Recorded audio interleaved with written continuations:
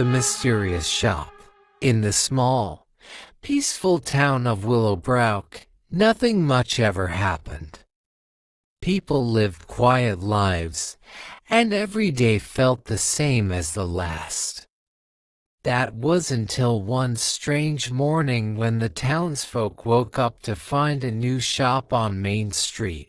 It stood between the bakery and the shoe repair store, in a spot where everyone swore no building had ever been before. Its walls were made of dark wood, its windows were dusty, and above the door hung a crooked wooden sign that read, "What you need most." The shop instantly became the talk of the town. "Who opened it?" the baker asked. "When did it appear?" the shoemaker wondered. "What does it sell?" everyone asked. Curiosity grew, but the shop's strange appearance and its dark windows made people uneasy. For the first few hours, no one dared to go inside. But by lunchtime, a brave young woman named Anna decided to take a look. Anna's visit. Anna loved books. Ever since she was a child, she had spent hours reading under the big oak tree in the park. But her favorite book, a collection of fairy tales her grandmother had given her, had been lost when she was only 10. For years, she dreamed of finding it again. As Anna stepped into the shop, a small bell above the door rang, sending a chill down her spine. Inside, the air felt heavy, and the room was dimly lit by flickering candles. Shelves lined the walls, filled with strange objects, old clocks, glass jars, dusty mirrors, rusted keys, and small wooden boxes. Behind the counter stood a tall man dressed in a black suit. His face was pale, and his eyes were as dark as the night. He gave Anna a small, mysterious smile. "Welcome," he said in a voice so smooth it was almost hypnotic. "Hello," Anna replied nervously.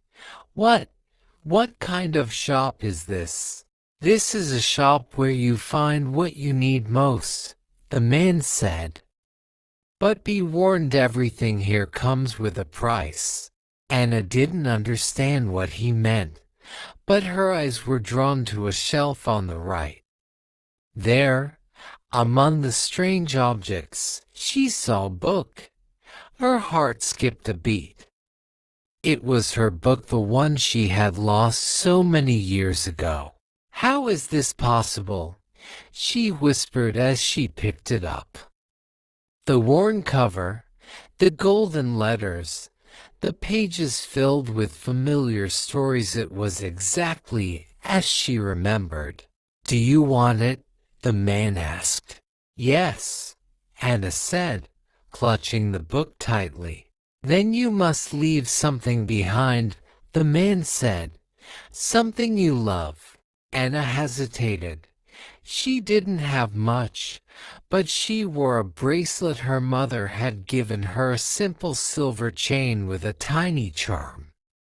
It was precious to her, but the book was even more important. Slowly, she removed the bracelet and placed it on the counter. The man smiled and handed her the book. As Anna left the shop, the bell rang again, and the door closed behind her. When she turned to look back, the sign above the shop had changed. It now read, "Closed until needed again." The boy and the train.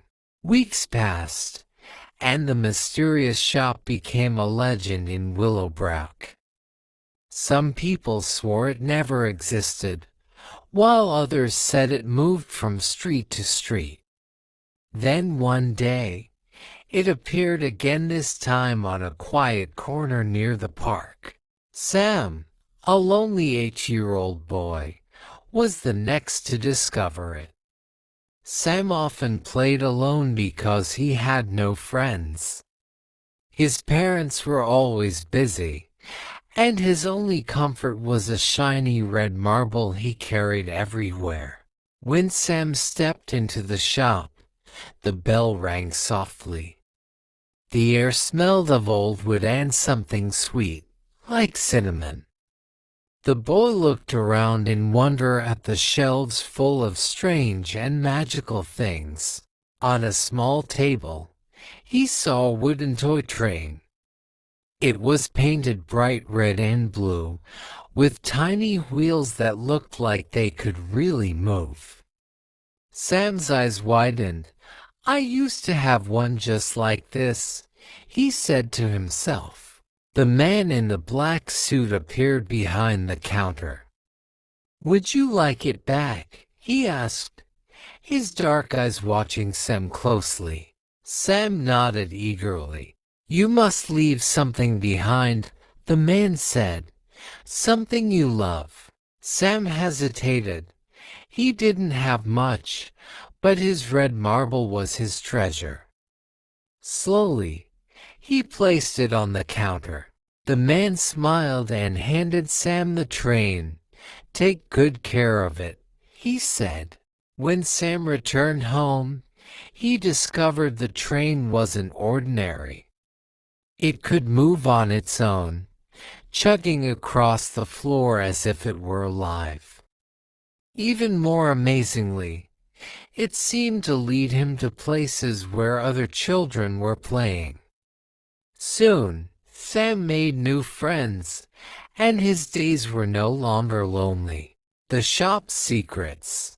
Over the years, the shop appeared and disappeared all over town, always offering people what they needed most, but always at a cost.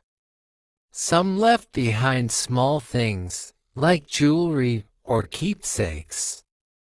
Others gave up bigger things, like their dreams or their memories. One day, an old woman named Margaret entered the shop. She had visited it as a child, and now she was curious to see if it was still the same. "You've been here a long time," Margaret said to the man in the black suit. "Why do you help people?" The man's smile faded. "Because everyone needs something," he said. "But they must learn that nothing in life is free.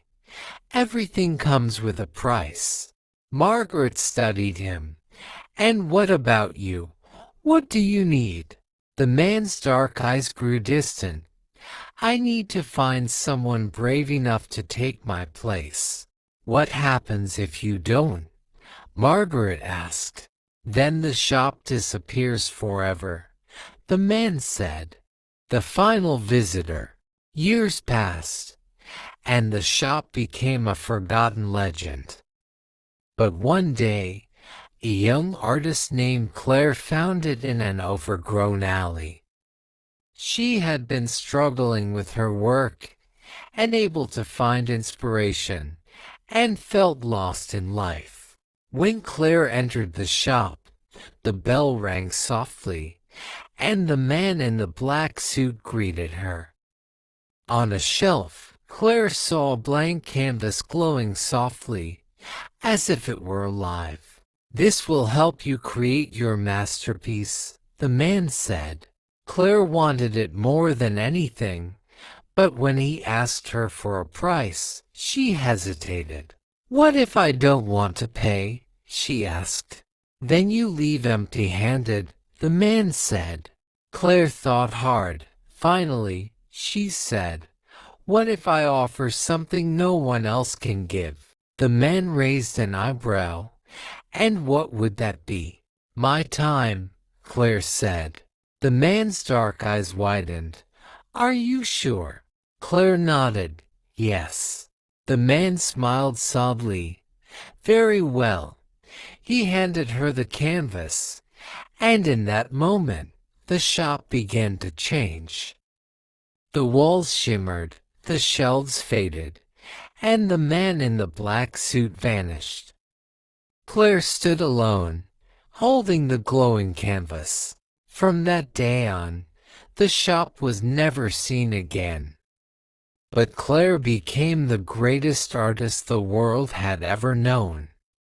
And sometimes, when people looked closely at her paintings, they swore they could see the faint outline of a mysterious shop hidden in the background, a reminder of the place where she found what she needed most.